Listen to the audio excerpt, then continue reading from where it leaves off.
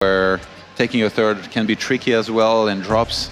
But looking back on the WCS World Finals, NaNiwa was able to beat Innovation on the air league, so I guess it might be that he dislikes it a little bit more than the other maps that were available. Yeah, and Yansu was picked first. Yeah, kind of interesting. Yansu is one of those interesting maps where, I mean, it's a two-player map. You have that little bit of a space you can do early Reaper play if you go for anything like an expansion based on that to get scouting off. Not necessarily a bad blink map versus Terran. There's so much cliff space going into the main. There's a lot of different things that you can abuse. I think the map setup overall looks pretty good though, going into this series. Yeah, I'm curious. Actually, NaNiwa has been known to do some occasional blink all-ins on Aquilon Waste. Thinking back on the WCS as well, so maybe something special in the plans here. NaNiwa is someone who either likes to all-in sometimes or play fairly standard with just like making probes on two bases until he reaches a certain amount, usually 18 and 18 on both bases, and then he takes from there. He takes a third base a little bit delayed, just make sure it's safe against anything. And he's very good at it.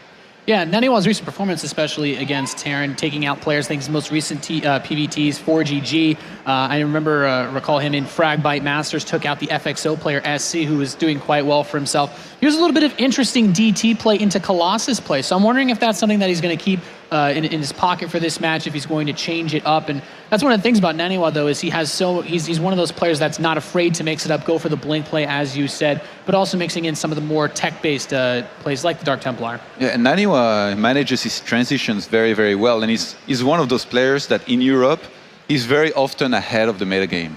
Like we say the Koreans are ahead of the metagame, and they are a lot of the time, and NaNiwa is fairly equal to them in that sense. When you play against him on Europe, sometimes he's going to do things that you will see only a few months or a few weeks later other players doing, and that's what makes him such an interesting player. So here I might actually learn something out of this. Strategically wise, he could do things that I would not expect out of him, and then later on, this was very, very nice. And of course, that means that Hack, being a Korean player himself, up to date with that metagame, there's not too much leeway for trying to pull out any interesting plays because he's going to be basically playing on the same level as far as the strategies go. So it's not going to be easy for either side. I'm still a little bit worried about Hack just based on his performance versus San. How do you feel about that series in general? You think that's something that could affect his play for this match? I don't think he should look at this as a new series. Obviously, he might have some trouble against Protoss.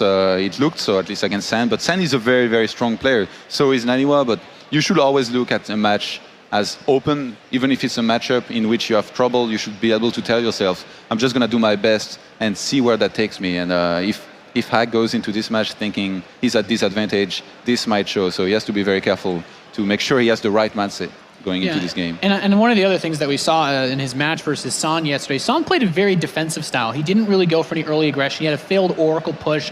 But the feeling that we got, seeing Hack go for the same strategy, the same command center first, playing that macro style, but not being too greedy or aggressive, he might be prepared for some level of aggression. He might have this strategy set out, trying to safely get to that mid game. So it's possible we could have a completely different turnaround if NaNiwa does decide to get aggressive. He might be more so prepared for that than the straight up macro game. I think that San actually had pretty close to a perfect balance between defense and aggression. He always defended when he had to, and then once he had a very strong composition and he felt comfortable enough moving out, he did. And he didn't even necessarily do any direct damage, but remember, for example, the game where he forced the third base from being lifted up and pulled back, that he prevented some mining time as well. He just played everything correctly and right as he had to. And NaNiwa is going to have to do something similar if he wants to be able to take out Hack here. Yeah, that's a great point, especially on the map Frost. Every time that Hack tried to step across the field, there were Zealots warped in, ran right into that third base, picked off tons of SCVs. And that's one of the things he's going to have to look out for.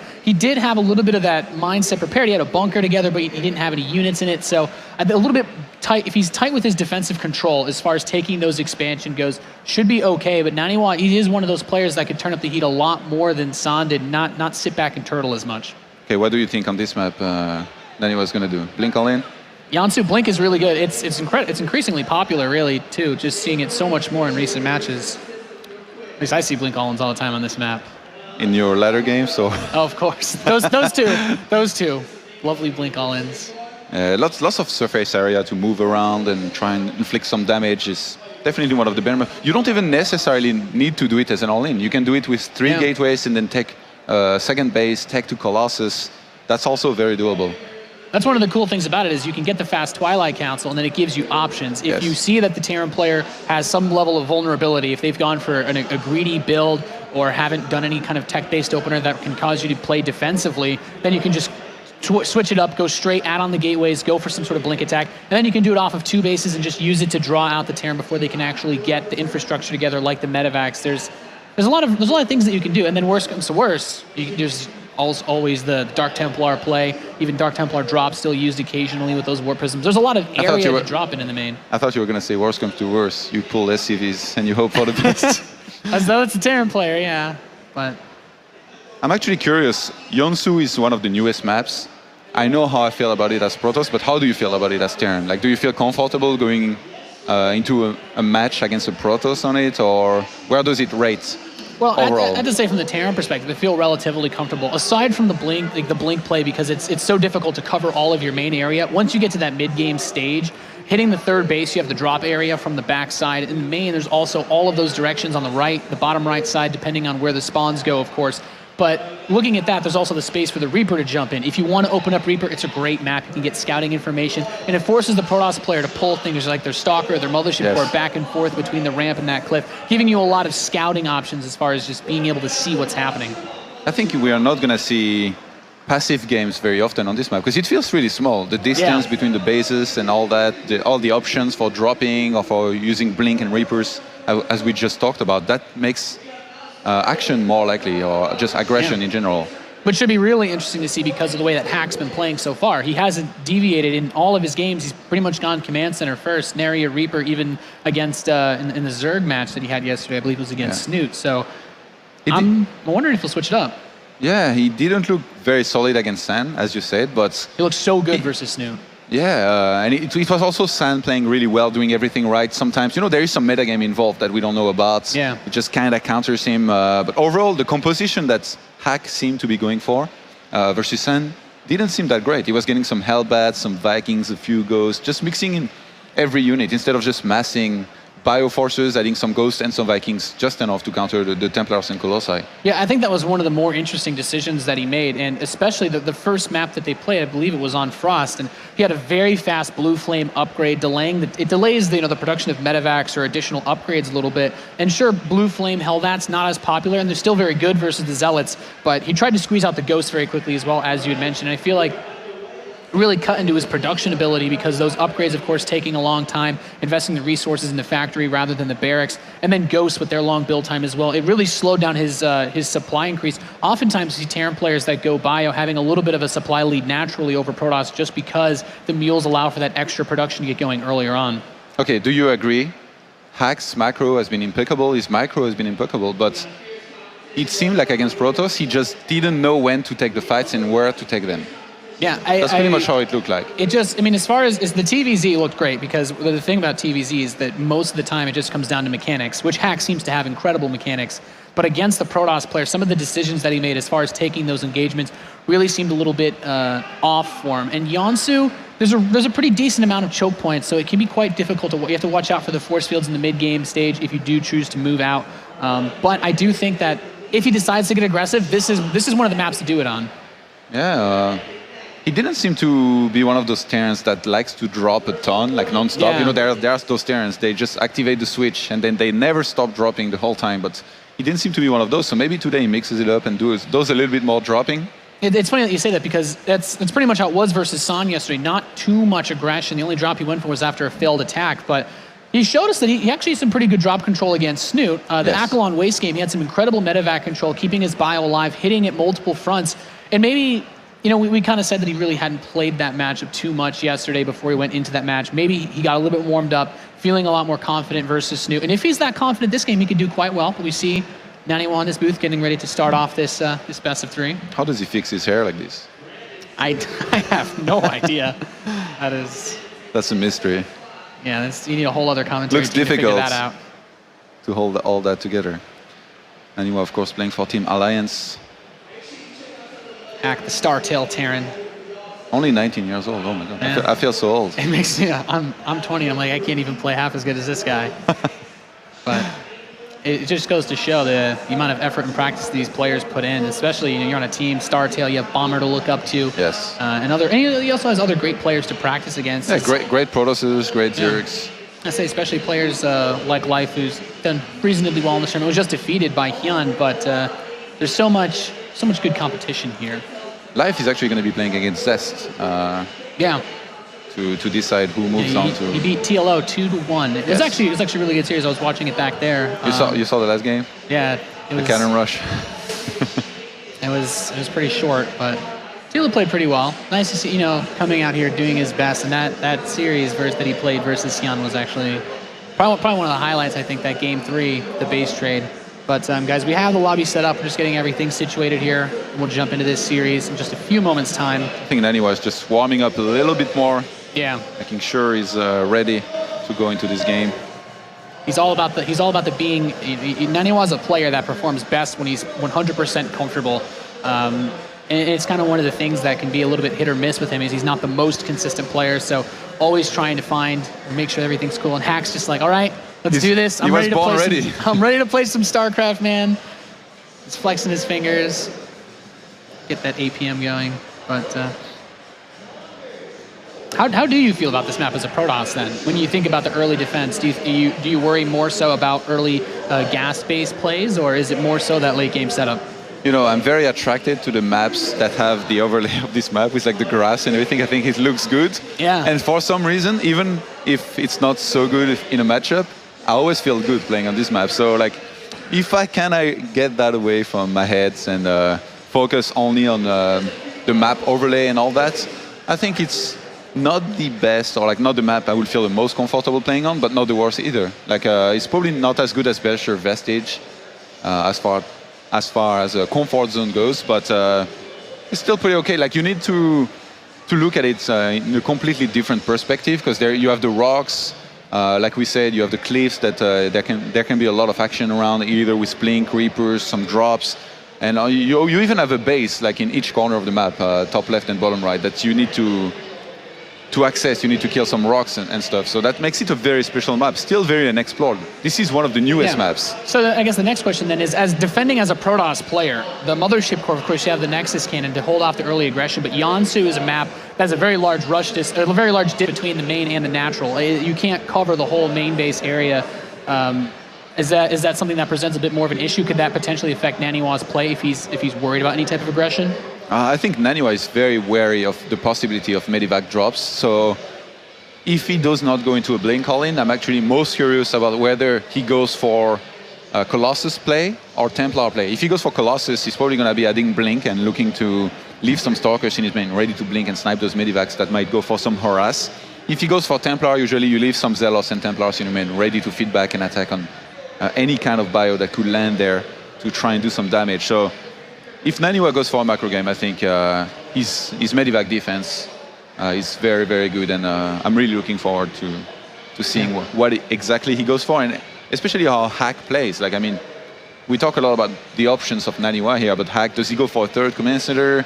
I'm guessing he goes for macro. Like, we haven't seen him cheese almost ever. He goes from standard macro, third command center. He played 100% straight up versus San, just command center first, straight up to 3 Medivacs, and took what you could say, a reasonably late third base for a Terran player. He didn't, and it was kind of interesting because oftentimes when the Terran takes the later third base, you want to keep that pressure up to break the Protoss' third even later. But we didn't really see too much of that. So I feel like Hack's goal here, he needs to be able to play up to NaNiwa's level of aggression. He can't just sit back there and defend, because NaNiwa is a player that will push you around at every possible opportunity. I've seen him do it versus SC, 4GG, really successful, especially if he has an opportunity to go for a 2-base timing against you, he'll take it 100%. Yes. Even like 3 bases, he knows every timings. When he gets his first few Templars, if you realize that the Terran is getting Ghost a little bit late or doesn't have enough Ghost, he's almost always going to go for a timing before the Terran gets too many Ghosts. And then it becomes almost impossible to fight cost effectively. You're gonna get your entire army impeded. So that's if we see a long macro game, which I think is quite likely here. It's either a pure all-in from NaNiwa, from my perspective, or a 3-base play into possibly 4 bases and macro game. I like that you bring that up because it was basically NaNiwa. It's in NaNiwa's hands where this game really goes. We both kind of assume Hack will play out that very standard Terran versus Protoss style that he's shown us so far versus Sun, and NaNiwa will be the decider if he wants to play the macro style as well, or if he wants to bring that all in. And that's, I guess, the cool part about this map is that NaNiwa really has the freedom of choice. Yes. As Hack, he's just staying focused as much as he can for this match. Hack probably has already, well, I'm guessing he already has decided what he's going for. Wouldn't it be funny if, like, with all the waiting he has to do now, he keeps on changing his mind in his head? You know, this happens sometimes. You're like, I'm going to go for this. Then you question yourself too much, and you end up changing your plan in your head. And I think it's all about picking a strategy and going completely with it. Like, no matter what you, even if it's wrong and you end up being on the wrong side of things, you just need to go completely with whatever you've picked to do, and then you make it work. Yeah, even it's one of the most important points of any StarCraft strategy. You know, if your opponent does something a little bit out of left field, you still have to keep the goal of your build in mind, and that's one of the things that is, you know, so important for a Terran player, because there's so many opportunities where, you know, does he normally go for blue flame? Did he see something in that game that he went for the fast blue flame Hellions that he didn't get them in the second game versus Sun? So I'm mostly wondering if that's a core part of his average strategy, if he will mix it up. But we're still just trying to get our lobby situated here for this match. And, you know, I mean, I honestly think, Todd, that Hack's going to play the same way he did versus San. NaNiwa, he has the choice of aggression. I'm leaning a bit more towards the aggressive side. Maybe not on one base, but still with that potential threat there. And I kind of wonder, actually, how much Hack knows about NaNiwa, how much studying he's done, if any, about his opponent, if he's going to be prepared for any level of aggression, if that might influence his build decisions. And I think they are both players that have kind of their own style, which you can know about if you do a little bit of research. And I think that if both players did some research, I would give the edge to NaNiwa, because Hack is a standard player that will play quite repetitively, I guess you could say, whereas NaNiwa is a bit of a wild card. He can do anything. Yeah. He can play any style, literally, depending on his mood and on his opponent, what he thinks is best. From one game to another, he can play an absolute all-in into a huge macro game, play very greedy. And NaNiwa is very good at metagame. We've seen him before adapting through Guard series and just going for the perfect responses against what his opponents were doing. Yeah, that's a really great point. The way that, you know, when you have an idea that your opponent wants to play a certain style, there's so many ways to abuse it, and it's not even just with the aggressive side. If NaNiwa assumes that this will be a very standard one barracks expand or command center first style of play, then there's the possibility of going for something along the lines of fast third Nexus play, or even something, you know, really, really greedy like early double forge. So I kind of like that opportunity. If you were going to be greedy on this map, though, with the rocks keeping the third base far away, do you go for a fast third Nexus on this map with the rocks blocking? It's possible. I think if he goes for a third base play, 2 bases into 3 bases, I think NaNiwa, the most likely thing I see him doing on this map will be the way he played against Innovation in the WCS World Finals, which is Colossus tech plus Blink Stalkers. And then you just go up to 10 Blink Stalkers to make sure you can't get dropped and you're safe against everything. The Colossus makes sure that any amount of Marines cannot attack you. Even 45 Marines, 1 Colossus is okay. Yeah, it really comes down to the choice. But guys, as we're getting this game together, we have an interview in the audience with Red Eye and James. Take it away. Thank you very much. Yes, I am in the audience, but I don't really have a member of the audience as such. So I just, call a Kalaris to come out here and talk to him instead. How you doing? You right? I'm not too bad. Good. I suppose with the delay that we've got, a little bit of delay, it's a good opportunity to talk about what happened earlier on in Group A. Were you surprised by the fact that TLO went out? When you said what happened earlier on, I thought you meant the train, but never mind. No, let's not talk about that. Yeah, Group A was pretty impressive. I was really impressed with Hyun, obviously, doing so well during all of that. I had a slight mishap where I was like, Life's won, guys, he's won, but he didn't win. He was 1-1 at the time. I'm glad you did that, because I was sat out here with Todd, and he looked up at the screen, and I was like, nah, Life's got that one. And then I was like, oh, maybe he hasn't. And then he started talking about curses, and I was a bit worried. But yeah, it was an interesting group, wasn't it? Yeah, it certainly was. Again, TLO really took it to the very, very brink. And he could have won that series. If we'd have seen him win that, and it had been TLO versus Life, then TLO could have actually gone all the way. But alas, did not happen. Yeah, and then he went down 2-1 in his other game as well, which is a bit disappointing for him. I've just seen him backstage. He's having a bit of a sleep off. He won't like me telling people this, but he won't make excuses for his loss, but he has a massive migraine right now, and I don't even know how he managed to play 2 matches. Yeah, that's going to suck. That really is. But at the same time, TLO, this was his last opportunity to get WCS points, so that kind of falls out of position. It was a long shot anyway that he would have got in. It was like a 0.01% chance with him sitting at around 2,100 points. And then if he were to get first place here, he would have got 750 extra. So around sitting around that 2,800 point mark is on the cusp where we see NaNiwa currently. And that leads us on to NaNiwa here nicely. I mean, NaNiwa is a guy that if he is able to get a lot of points here, he needs that cushion here at WCS points. Yeah, he does. Very quickly, we're going to have to go back to the casters a minute, but very quickly, in one word, NaNiwa or Hack? Oh God, it's so tough. I think word. NaNiwa. NaNiwa. That's what Kalaris says. Let's go back to the commentary team, see what they think. Welcome back, guys. We have our lobby situated, Todd. We're almost ready to go into this game. I kind of like this match for both players, really. I think a lot of it comes down to whether or not Hack can adjust to the Terran versus Protoss matches he's had so far in this tournament, and whether or not NaNiwa is in the zone. As well, we're counting down. We'll be jumping into this game in just a few seconds' time. Any final thoughts, Todd? No. Let's get this started. All right. Well, we are loading into it. We can see NaNiwa making his final adjustments to his mouse and keyboard. Plays with the left-hand mouse. I don't think I could ever do that. But you would have to be left-handed. Yeah. Well, this is the Intel Extreme Masters. We are jumping into game number 1 between NaNiwa and Hack. The map is going to be Yansu. That wonderful crowd cheering. Want to see some awesome StarCraft? Welcome, guys. This is Yansu spawning in the top right position as the red Protoss player. Coming in from Alliance, it is NaNiwa.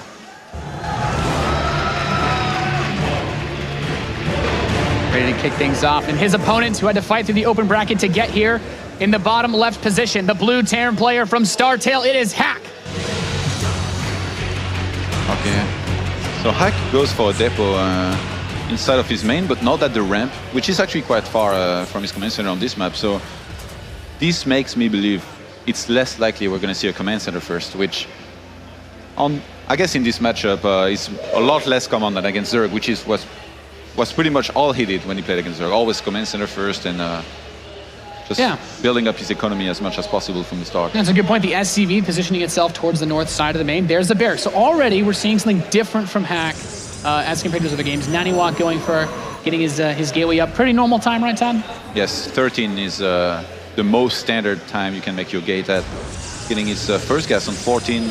Going to be interesting to see whether he takes a second gas very early on or not. Yeah, a big determinant of whether he can get that tech up quickly. But from Hack, it looks like we're seeing something that fits this map very well. The fast gas to follow that barracks. We could potentially see this Reaper play. Yansu, of course, as we stated, has that nice little cliff area by the main base that you can actually jump up with a Reaper. So it's not too hard to get the scouting information. Yeah, NaNiwa. Let's see what he goes for. No second gas just yet, so no double gas before Cybernetics core. I think it's going to be a one gate expand with just one gas, possibly. But with NaNiwa, we've seen sometimes it feels a lot more unusual than before. Like nowadays, if you want to go for double gas, you make them before your Cybernetics core. But we've seen NaNiwa take his second gas sometimes in the past after getting the Cybernetics core. And he's getting the Zealot. I think this is going to be the Zealot cancel into Nexus here. Yeah, it certainly seems possible. I like the way he's positioned the pylon and the cybernetics core behind his main base mineral line to prevent anything like the Reaper from actually running around there. The probe comes up, down, and we have the SCV here. He can block. Hack has that option. Wow, and NaNiwa still cancel the Zealot. A pretty bold move here, considering that the Zealot, very necessary to actually kill the engineering bay or help get it killed faster, but it doesn't look like Hack wants to make that investment just yet. He doesn't have the money. He has it now. He's going to make it. Oh my God, this is a big deal here. This is going to delay the Nexus so much. It's very, very nice timing. If he can get this Reaper here to shove that probe away, with no Zealot, the SCV can start to continue building that, and it can actually increase the health of it, making it a huge pain, and worst comes to worst, Hack can always cancel. The Stalker is out here, but now he has to choose if he's going to chase the Reaper in, or if he's going to allow this SCV to continue bolstering that engineering bay. What a great start here by Hack. This might trigger some kind of aggression here by NaNiwa. He's fell quite far behind here early on in this game. His Nexus is delayed so much. Yeah, we have the follow-up here, of course. Barracks being added on the Mothership core is coming out. And Hack has his command center finishing up in just about 30 seconds time. He's already queued up a bunker to get placed at the bottom of that ramp. He'll have his defensive setup. And NaNiwa with the Twilight Council, we have that potential for Blink. I was going to say, like, when this happens to me, almost always I get the Twilight Council and I go for 3 or 4 gate Blink. All in, or at least semi all in. And in this game, I think it's going to be no different for NaNiwa losing another probe here. Yeah, very nice control from this Reaper. And also, you know, using the map quite nicely. He was able to run in, he pulled that Stalker back towards the main Nexus and then just jumped out. And now the probe will be able to come down and throw this Nexus up. Yeah. So that's coming in. But with that Twilight Council, he can start Blink, he can go for 2-base play. He doesn't really need to invest too much. And if he wanted to go really crazy, he could theoretically just cancel the Nexus. Yeah, I don't think he has to. Like, he has enough probes to just get 2 or 3 extra gateways now. It's a Dark Shrine, Todd. Wow, I'm really surprised. You almost never see this out of Protosses nowadays. And, you know, with a Reaper out on the map, this is so risky. If, look, NaNiwa has placed his Mothership core where a Reaper could try and go up, at least in one of the positions. If the Reaper gets in there and sees the Dark Shrine, this is not going to do anything. And I think NaNiwa, from there, he wants to go into Dark Templar drop to make sure they can get into the main, because he's getting the Robo. Yeah, and Hack did see that robotics facility, still jumping around with this Reaper. Oh, he scans. He sees the scan, he gets all of the information, knows the Dark Shrine is there, and this is a really nice position for him to be in. NaNiwa actually found a lot of success with this style versus SC in the Fragbite Masters. His DT play it went to Colossi after, and the Marine spots the probe putting up the proxy pylon by the third. This is huge. This is going to buy him so much time. The Dark Shrine is actually 20 seconds away from finishing. The engineering bay 5 seconds, so he's gonna have time to make turrets and be completely ready for this Dark Shrine. NaNiwa could have to cancel the Dark Shrine. I think he might let it finish. He's getting the robotics bay plus the third base. He knows that he's so far behind that he's gonna have to take a huge risk. He's only on 1 gateway. This is insane. Yeah, very important to note, of course, that the pylons being canceled means Dark Templar had to have so far to run to actually get to Hack's base that he has the defense up in time. I think the third base, when you're in a situation like this, he hasn't been able to really get any hits in, and Hack has been not slowed down at all with the build he's been doing. Yeah, I think this is one of the smartest things he could do here. He knows that having seen the Dark Shrine, he's going to put Hack in a defensive posture, at least for some time, where he's going to have to make turrets and camp a little bit in his base to make sure he doesn't get DD drops, because he saw the Robo plus the Dark Shrine. So he's going to try to exploit that defensive position or gameplay. Yeah, just by taking a third and taking some risk for some time. And if he can get himself enough time to take a little bit more and get a lot of gateways, he's going to be in a great position. Yeah, well, that's just it. The Dark Templar keep the threat of the attack, hold him in his base. The Dark Templar runs up to the front, sees the missile turret, confirms, okay, well, there's nothing I can really do here. But as you said, he can take that third base. There's no way he can pressure this with the threat of Dark Templar on the field. Yeah, and I really like that he showed the Dark Templar here. NaNiwa, he stepped in range of the turret. Hack saw it. You know, at this point, if there had been no Dark Templar sent or shown, I think Hack might be getting really confident that the Dark Shrine was cancelled, and he might start moving out and applying pressure, which NaNiwa doesn't want just yet. He's just getting his first Colossus underway here. He's halfway through done, he's getting Blink. He needs to start at least, I would say, 5 additional gateways to make sure he can get enough units out to defend against the upcoming attacks of his opponents. Yeah, he doesn't really have too much of that infrastructure available. He's now adding on 2. We have Blink on the way. He's getting his Blink before his extended thermal lance. Is he not as worried about the attack, or would he rather have the ability to Blink? I think against a lot of Marines, if you have 1 or 2 Colossus, even without range, you're going to be okay. You don't need to get the thermal lance out really that fast. He's not... he doesn't have too much gas just yet, so he needs to prioritize. And I think getting a lot of Blink Stalkers as well as just 1 or 2 Colossus is going to be enough for now for him to defend. All right, well, he's coming up the ramp towards that natural expansion. Now, there's only 2 sentries. There's the Photon Overcharge and the Time Warp locking these units in place. 1 medevac does save a few of them, but Hack throwing away a little bit of his units are not really able to grab too much. And you know that third base from NaNiwa has been quite useless so far. He's only got 1 probe there right now. I guess having all this chrono boost is really going to help later on. And oh, nice scan. Picking off one of those Dark Templars at the Watchtower. But yeah, NaNiwa, maybe the third base wasn't such a good idea in the end, because he rushed it and so far it's been quite useless to him. Yeah. And because he made it that fast, he didn't have the money to add a lot of extra gateways.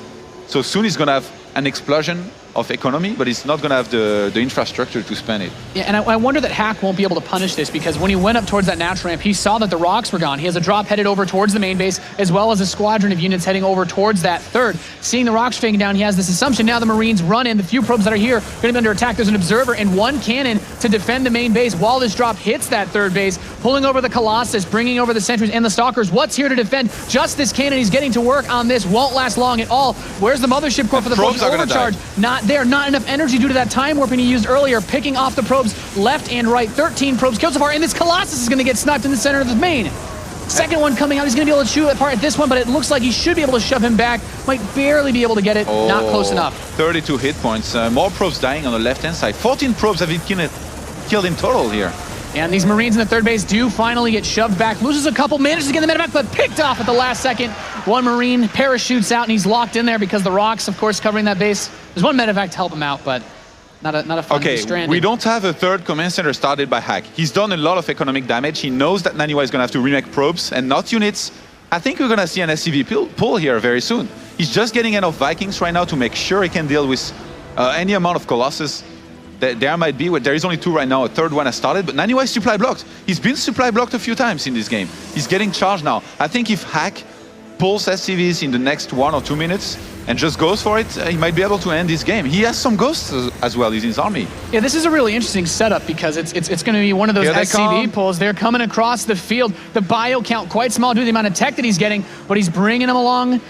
You see the ghosts moving in as well. He'll have the access to EMPs. It's 71 army supply to 42. A nice advantage for Hack. Of course, plus he has the 50 supply of SCVs. He throws down the scans. He can see what's here. The sentries, not really too many of them to use force fields. We'll have difficulty parsing this army. There's the time warp. The Vikings coming in. One Colossus snapped down. No photon overcharge. And he's just going to walk into this natural. NaNiwa can't do anything against this force right now. He's going to go right up the main ramp. Pressing in. There's the stim. The stalkers blink back, trying to hide behind. But this many Vikings, 5-6 versus Colossus, it's going to get sniped regardless of how far he tries to move it back. Picked off, and now he's taking out the robotics facility, stepping forward. GG Hack, taking game number 1 in this best of 3 versus Alliance NaNiwa. I think we got our answer here.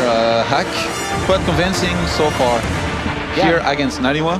Very nice way to turn up the heat for the Terran player. You know, just going for the Reaper expand, not being too aggressive, but he was very active with his Reaper. He did a lot more damage with it than you typically see, and also getting that last-second engineering bay block. NaNiwa will most likely end up regretting canceling that Zealots because his Dark Templar play, his follow-up, just didn't have any punch to it. And I like the way NaNiwa tried to make this work, but Hack was just too solid. One single mistake here. If he hadn't scanned for the Dark Templars, he loses.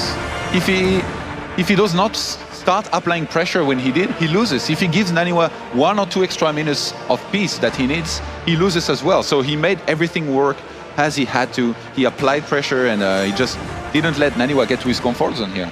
Yeah, and I like it because the way that Hack played it out, he had the Reaper, he did a decent bit of scouting, he picked up on the robotics facility, but he said it wasn't enough. He wanted to know 100% what NaNiwa had, and if NaNiwa had even proxied that Dark Shrine, the scan would have been useless, but the fact that Hack had a checklist of things, he wanted to make sure he got a full read on the main base, used the scan despite opening Reaper, was a very smart decision, and honestly not something that a lot of Terran players do when they open Reaper.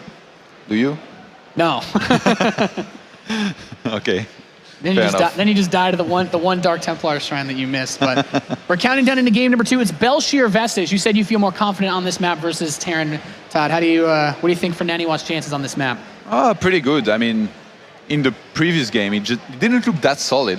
Just the move of canceling the Zealot was already a big deal, and it just snowballed from there, with Hack never making any mistakes and never giving NaNiwa a chance. So he's going to have to do better here. If he sees an SCV, don't cancel the Zealot. Yeah, that is for sure. But it's time, ladies and gentlemen, to jump into game number 2 between NaNiwa and Hack. We'll be playing on Bel'Shir Vestige with a 1-0 lead for the Korean Terran, but spawning in the bottom right position as the red Protoss player. Down 1 game in this best of 3 from Alliance, it is NaNiwa. NaNiwa, the Swedish hero. Doing his best to stay alive against this man. Spawning in the top left position as the blue Terran player from Team Startail, it is Hack. Nice introductions. Yeah. I wish I could do that.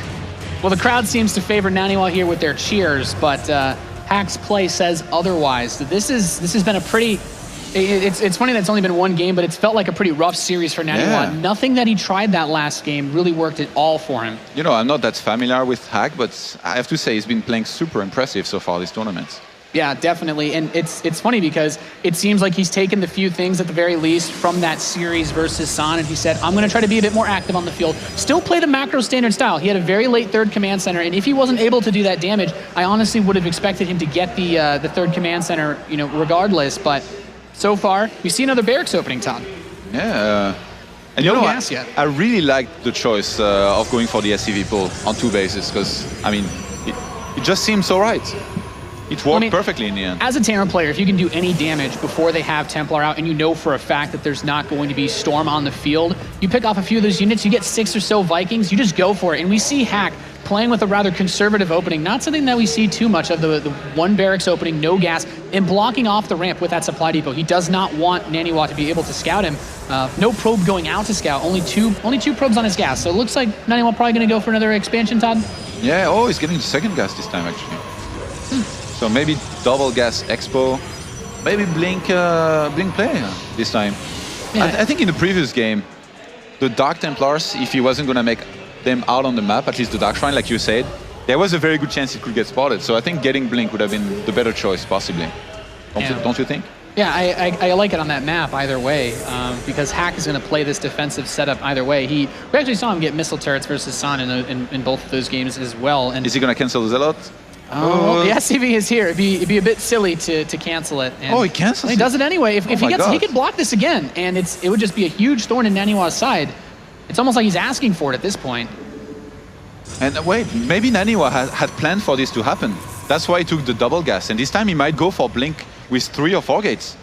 See, he's not even throwing down the Nexus. It'd be very interesting. I mean, he has a Stalker on the way. He doesn't have the gas to actually get a Twilight Council or anything like that. So there is the Nexus. Yeah, but NaNiwa, he was playing with fire there. There could have very easily been an Engineering Bay block. Yeah.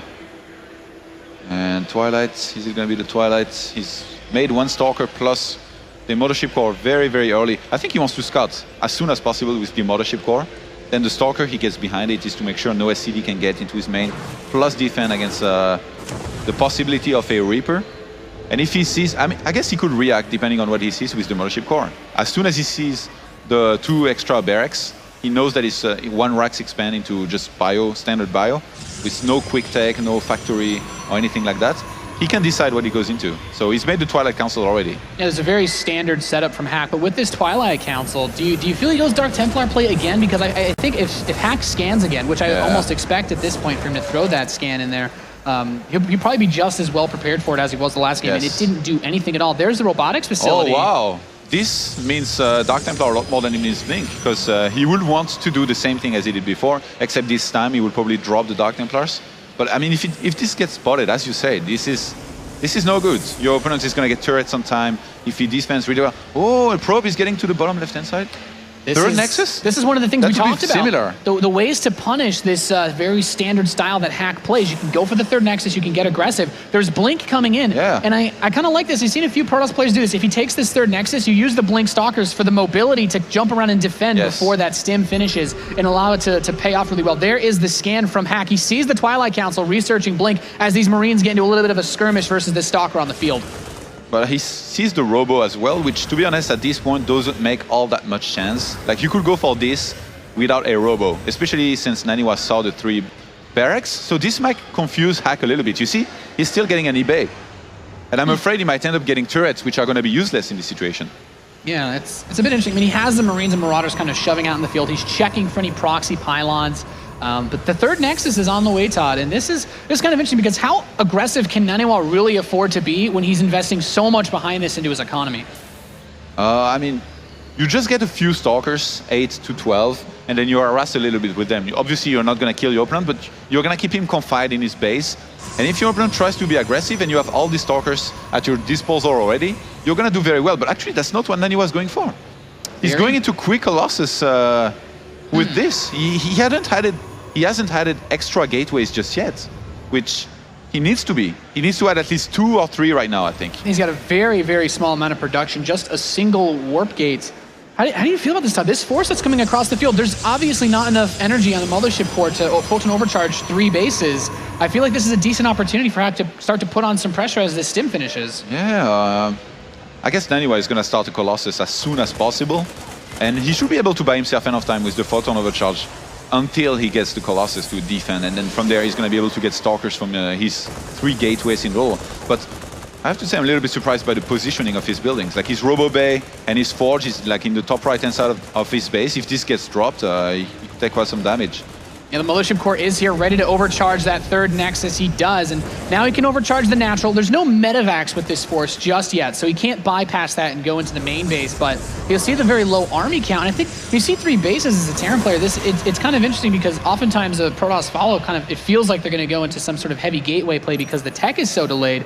But that first Colossus is coming out right now, Todd, and the Forge is finishing up, adding on more gateways and an Immortal. Yeah, he starts an Immortal, which is a little bit surprising. You're supposed to get at least 2 Colossus, but look at the amount of Marauders. Yeah. This might be really smart against this composition. Against many Marines, ideally you will want to get a lot of Colossus. And a nice blink here. But look what's on the way. Wow, this is a bit earlier of an SCV pull that we're seeing out of Hack. You know, with only 1 Colossus and no range, there's not too much here to actually buffer for this. The Photon Overcharge is going to wear off soon. Bit of an army supply lead, and now he's coming in with the stim, trying to retreat. The Immortal is out. The Probe's being pulled to help fight against this. The Colossus not actually dealing damage to the bio, though. Here come the rest of the SCVs. The Mothership core trying to help out, but he does need to pick off that Colossus with its splash damage. The Immortal trying to focus down these Marauders at the same time. The Colossus with some great micro. There's no air units to spot it this to help looks clean good it for up. NaNiwa here. Looks like NaNiwa has been able to hold this pretty damn well so far. The Colossus, be so careful. There's the scan trying to pick it up at the last second. No luck. NaNiwa keeps it alive, and this bio's so low without Medivacs to heal it. Second Immortal comes out, immediately going to be snapped away before dropping off 2 Immortals, and that's it. Hack, nothing left. GG, NaNiwa ties the series up 1-1. That was really, really close. NaNiwa, 1 small mistake here and he would have lost almost instantly. But the defense was really good. He pulled probes, which is the right reaction. Your opponent just brought all of his walkers. You need to use yours. If you lose the fight and your walkers are still mining, that's not going to help you later on because you're just going to die. So he pulled probes very correctly here. And as you said, the Photon Overcharge was going to wear off very shortly. And I like the choice of NaNiwa of pulling back up the ramp upon seeing he wasn't in a good position fighting straight up at his expansion anymore. He needed reinforcements, he needed an additional Immortal, and that Immortal helped oh so much when it came out. It's kind of an interesting situation because Hack saw that third Nexus, baited out the Photon Overcharge, tried to bait the Photon Overcharge at the natural, and then pulled everything. And I feel like it was almost like a reactionary thing that he may not have been intending to do in the first place with the way that he pulled those SCVs, because it just seemed like he saw the third base and thought that he could make it work, and it was just one of those situations where there weren't any Medivacs to heal, there were no Vikings. Yeah. I feel like if he wanted to go for that timing, he had to go for it like a minute or 2 earlier. Because there was really nothing. Like there was 3 Stalkers for a very, very long time, and that's all NaNiwa had. He was relying only on the Photon Overcharge to be able to hold anything.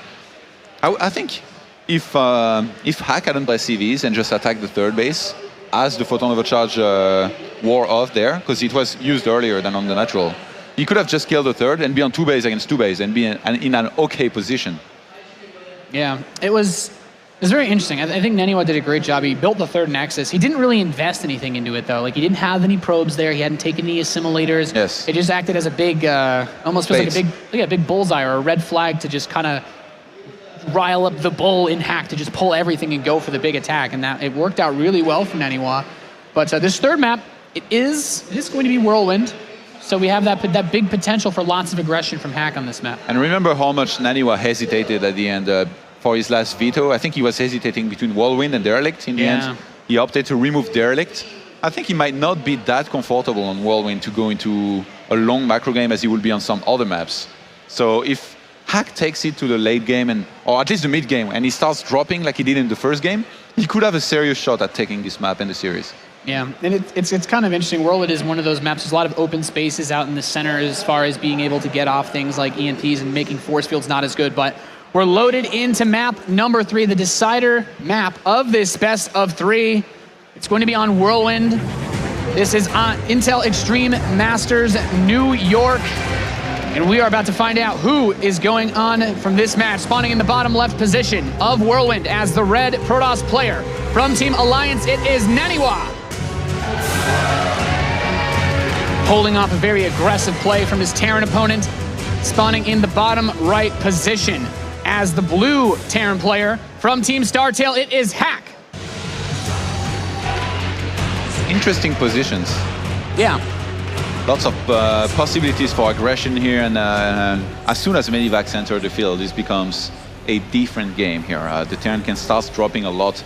You could almost call it close by air, but like for the Terran to be aggressive in, basically.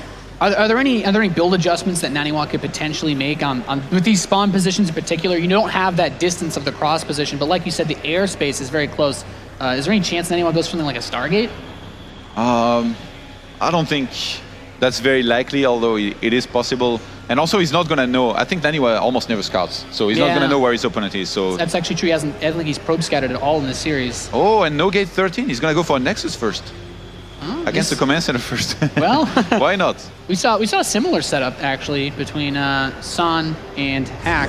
Okay, he gets the gate on 15. Yeah, he went for the 15 gate. He got his gas at like 16 or 17, and then took the Nexus. So he didn't get the latest gateway possible, but it still worked out pretty well for San in that match. So I'm wondering what Hack is going to do, since he's going back to the standard play that we saw him use against San, the command center first, likely into that 3 barracks. I'd actually be surprised if he changed it up from the way that he's been playing, just the standard 2-base style with a later third. The problem of Nexus first is that if your opponent goes for a Reaper, you're going to be in lots of trouble. So if you do the build that NaNiwa just did here, you're going to be okay against Reaper play. Yeah, and there's the Nexus coming in. And the cool thing about this, I mean, generally speaking, if you go for a normal 1 gateway expand, your Nexus is much later than a Terran that goes command center first, or even 1 barracks expand. So I kind of like this setup that NaNiwa has. He's kind of playing his opponent a bit more so. And he's actually going to probe scout. I like this. Wow. He's going to go straight over to Hack space as well. That's surprising. You don't see NaNiwa scouting too much in general, at least against Zerg and Terran very early on. This time he's going for a probe scout, and luckily for him, as you said, he's going to be able to spot what Hack's doing exactly. Since he went for the command center first, he's not going to have that 3-minute Marine that could deny scouting. Yeah, I mean, also important to note is that the scout for Hack is going the complete wrong way. He's basically going to circle the whole map before he reaches NaNiwa, and the probe gets in, gets all the confirmation of what's going on. But since he already has his expansion, is this a situation where a 2-base play becomes a little bit more effective for NaNiwa? Possibly. I think only if he sees a very quick third command center, he could go for something like that. And it's actually very interesting. A while back, I think it was in WCS Europe, almost everybody was scouting clockwise. But in this game, both players scouted counterclockwise. Yeah. It's kind of interesting. I feel like a lot of players prefer to scout the close spawns first. At least I know I do. But it's always kind of neat to see that setup. And here's NaNiwa putting up that Stargate. So he will try to abuse the short air rush distance that we were discussing earlier as Hack. Well, he's going for the standard setup we've seen him do every game for Sun. You called it. The Stargate. Yeah. I did not. And you were completely right. You said because of these positions, we could maybe see a Stargate. I was like, no, NaNiwa's probably not going to scout. Then he scouts, he sees the positions, his reflex to go for a Stargate because he knows that an Oracle is going to do some damage.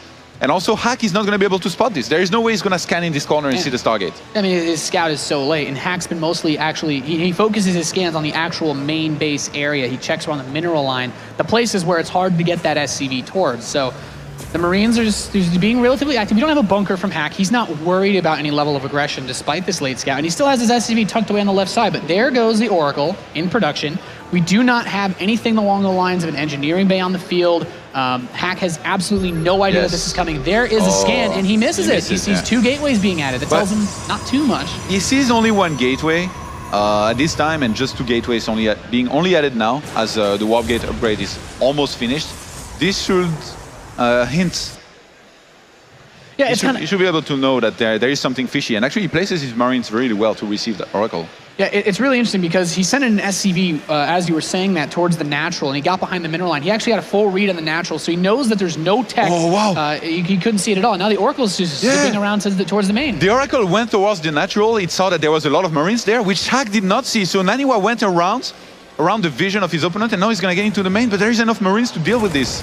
Yeah, only need about 6 Marines to shut down an Oracle, and NaNiwa, he gets denied once again with his early aggressive play. Oh, he did not see how many Marines there was. He's going to have to get away here. He tries to get some kills before. He gets 3 kills. Oh, he loses the Oracle. That's a huge grab. You know, the Oracle is just one of those units, especially the way that the patch has been going, trying to make it more useful to just keep it alive, yes. Rewarding you by with the energy-based abilities, being able to spot the play. And NaNiwa's response, double forge behind this robotics facility. This was a very nice hold by Hack. Look at the worker count. NaNiwa is 10 workers ahead. Imagine if he had killed 10 SCVs here. You would have been 20 workers ahead.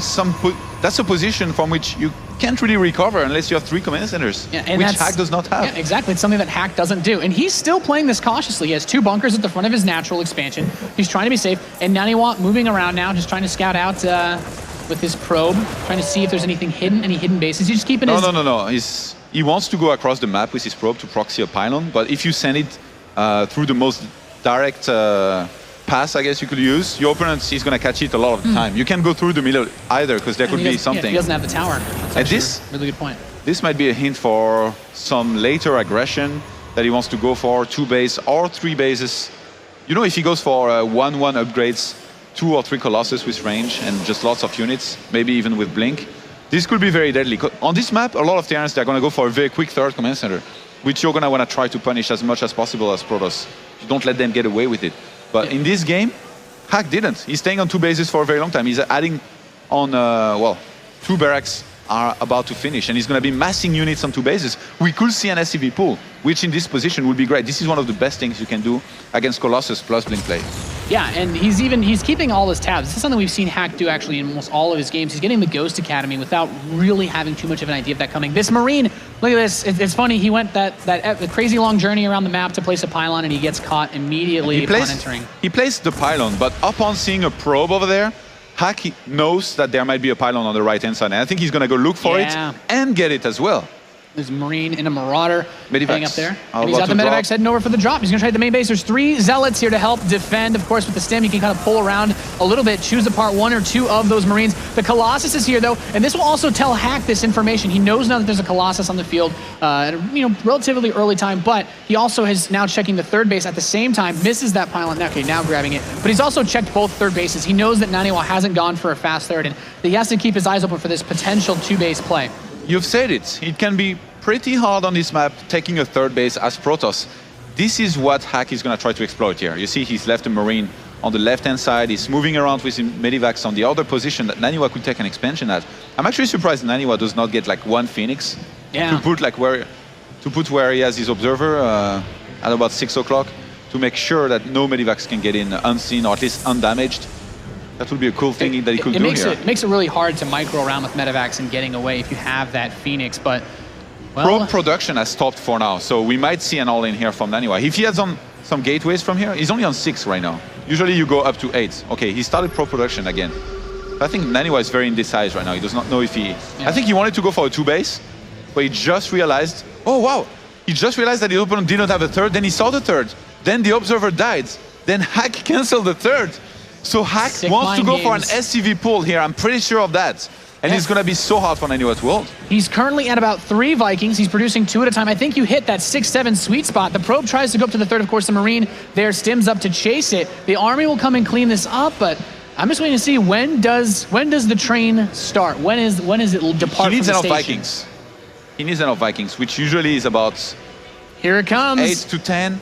No, he doesn't have all that many Vikings, but he has Ghosts in his army, and I think he realized that NaNiwa started a 3rd base. He has more supply. What's the army supply? 83 to 68. Yeah, this is going to be interesting because the Colossus are there, and there's not a crazy number of Vikings still traveling across the field. His 2-2 upgrades are so close to completing as well, not there just yet. Does scan forward. No EMPs being thrown. His Ghosts are actually behind most of his army. Now he's stepping them up, trying to blanket this army. The Photon Overcharge is activated. Is Hack going to push up this ramp? The supply is so close. Ooh, this is going to be so close. Throwing the down. Zealots are stuck.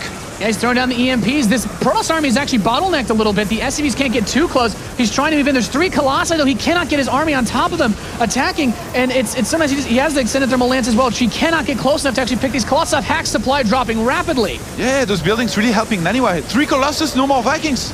Yeah, he picked them all off so quickly. The Photon Overcharge doing a great job as well to just trickle away at these forces. Hack's trying to get close enough, pulling the rest of the probe, trying to keep away from the Colossus. One gets picked off. He's going for the second, does grab that, but it's not enough. NaNiwa, 87 to play to 22. GG! The Alliance Protoss advancing with a 2-1 victory over the Star Tail Terran.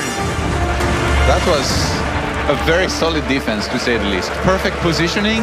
The Zealots were stuck at first, but they didn't particularly have to be fighting. The Nexus tanked some damage, and then NaNiwa just perfect blink, killing the Vikings, and they're gonna shake hands. These two guys used to live together in the Startail house, so they know each other very well. Yeah. Very good sport here, Hack. Yeah, fantastic game, fantastic series all around that last game. You know, the positioning of the buildings made it so difficult to actually get those SCVs in position to tank. Created a little bit of an artificial choke point that those three Colossi they tore them apart. Yeah, at first I thought this was going to help Hack, but in the end it really helped NaNiwa. Yeah, it was really just a matter of picking off those Colossi. We kind of said it.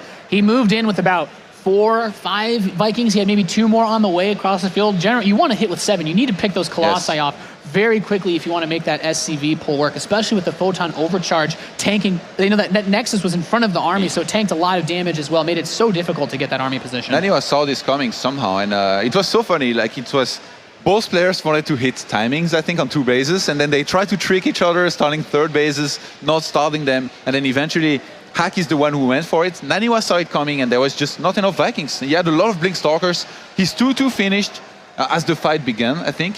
And even though he didn't have charge, he didn't really need it in this position. Yeah, well, I mean, it was so choked up that the Zealots kind of just did what they had to do, which was just be meat shields for the Colossi. And by the time that Hack was able to get close enough to actually kill anything, he'd already lost the game for the most part. So it was a really great defense by NaNiwa, and it's kind of interesting because a lot of the early aggression that we talked about from him didn't seem to pan out throughout the series, but he still managed to persevere with holding great defenses in games 2 and 3. Not sure what to say. Sometimes you just got to cut to the chicken. But, you know, as far as it was a really great match for NaNiwa. Definitely one of those things. You come in, Hack, of course, played through the open bracket to get into this group stage. So he'd been playing for a little bit. NaNiwa, on the other hand, he just showed up, did his practice, got his setup, and he came in and had a great start to his tournament run. Yeah, very well done. But it looks like we do have our interview ready with the winner, NaNiwa, on the main stage with Red Eye. Take it away, guys. Yes, thank you very much. With NaNiwa, congratulations. 2-1 win. Absolutely. Acknowledge the crowd. Let's talk about the second map first before we go into anything else, because first map, okay, great. Everything's going well, brilliant. And then I saw you in the booth just after the second map. It was a little wry smile, and you were kind of like, What was going through your mind at that point? In game 1, I kind of lost a lot of confidence when I lost. Like, he got in the perfect scout, and then he scanned at the perfect time. Everything was going really good for him, so I thought I would lose 2-0, to be honest. And I just tried to play a bit more solid in game 2 and not take any risks, and it turned out really well. So I thought I would go with the same mindset in game 3, and it seems like he's extremely aggressive, which I learned during the series, so I think it fit me very well. Did you get a chance to watch any of his games yesterday through the open bracket? Because he was on fire yesterday. Yeah, that's actually why I got my mind fucked. Like, every game he played against Protoss, he opened no gas, and then against me in game 1, he went for Reaper straight away. So I was really taken off guard, and as a result, I lost the game hard. Yeah, those tricky Koreans, always mixing it up, messing it up. Where can you go from here? I mean, you know, WCS is still important, obviously. I don't want to ask you the ultimate question because I know you want to go to BlizzCon, but is it in the back of your mind when you're playing, or you just like try and shut it out? What do you mean, that I lost there, or? No, that you can still make it to BlizzCon, but you've got to do well here. No, to be honest, I kind of accepted that I'm not going there. So if I do end up going there, it will be a really good surprise, but I don't put needed pressure on myself. I just take it game at a game, and if I make it, I make it. If not, it's fine. Okay, let's talk about IEM now and this particular tournament. There's a lot of Koreans in here, a lot of very good Koreans as well, very high quality ones. If you move through this bracket now, you've got one more game to make and then you're in the quarterfinals. Is it literally one game at a time, or you're actually thinking, no, I can do this, I can win this, I can beat anyone? I obviously don't think like I'm going to win this for sure. Like there is no way that anybody can predict themselves with winning this to 100% because it's a really stacked tournament. But I guess ever since like a year or so, I always thought I could beat anybody if I played my A game. And I got that confirmed when I beat Innovation. So I don't really lack confidence anymore, but I don't really see myself different from the Koreans either. Like I practiced a lot of my StarCraft time there, so I don't think I'm very different from the Koreans. All right, well, best of luck in the next round and next match. And ladies and gentlemen, NaNiwa. Okay, he's going to go and get himself ready for his next game. He's off already. Meanwhile, we're going to go and grab some analysis and work out exactly how NaNiwa managed to win 2-1. Thanks very much, Paul. An interesting series there with back and forth. Game number 1 was a little bit more interesting than I was expecting in general. But we're going to look at game number 2 briefly here. There's not a whole lot to point out in this series as it was pretty cut and dry. However, in this last basic engagement that was going on from Hack, it was clear that Hack, after seeing this third base down to the bottom left-hand corner with this one Marine, had a sense and air of desperation about exactly what he was going to do from there. Because you generally don't see these SCV pulls come as quick as we saw from Hack. Now, if we can pause before we actually get into this engagement for a little bit. Now, the important thing to note here is that this mothership core had energy for 2 photon overcharges around the 8-9 minute mark, which is a pretty big deal. What we generally see from a lot of Terrans is them poking out with a few Marines earlier on to try and force that initial photon overcharge to alleviate a little bit of their pressure when they want to push in later on. However, we didn't see that from Hack. And he decided to poke in with this small army and obviously see the third and feel, wait a minute, you have this third up this quickly. And the speed that NaNiwa was doing it off only 1 gateway, super, super greedy. So Hack, feeling he had to make something happen, then eventually goes for that for the SCV pull. Now, if we move on a little bit here, as we're going into these engagements, obviously Hack had a very, very good timing of waiting for this photon overcharge to dissipate and come along. But because he has no Vikings, because this is a little bit of a kind of desperate move, realizing his opponent's in a great economical situation, the focal point of this engagement always had to be somehow kill this Colossus. Kill the Colossus, but NaNiwa was able to realize that, able to not only micro this back later on, but also use these probes as a very, very strong meat shield while all of this was going on. Now, again, there was some very good focus firing here, realizing that he couldn't get to the Colossus and eventually focusing that Immortal. But all in all, NaNiwa's setup, despite not having that many gateway units and having the ability to utilize some great crisis management with those probes, was able to be victorious against a Terran that felt very, very up against it. So guys, that is going to do it for our short analysis tidbit here with our lovely little red Autumn Colossus. And we're now going to hand it over to Paul on the stage. Thank you, Kalaris. Kalaris there with the weather report in New York. This is the Intel Extreme Masters New York. First time we've been back in the USA for 2 years. We're thrilled to be here. We'd love to hear what you have to say about it as well. So if you're in the audience here or you're at home watching all around the world via Twitch TV, make sure you tweet at us using the usual hashtag of #IEM. We're going to take a very quick break now. When we come back, we'll have our Group B winners final. Stay tuned.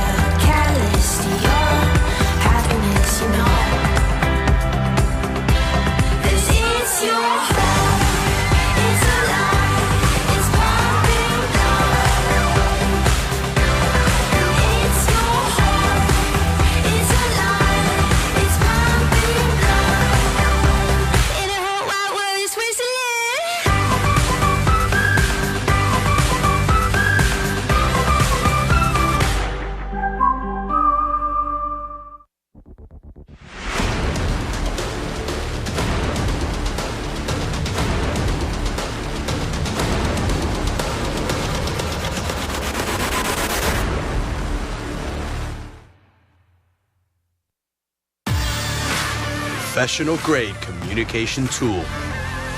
The choice of professional teams. Perfect stream viewing experience. Chosen by online streamers. Easy-to-use voice messenger service. Chosen by over 12 million gamers. Communication is always vital when competing in tournaments. Winning a match requires perfect coordination. You cannot win by yourself. Raid Call. Communication for winners.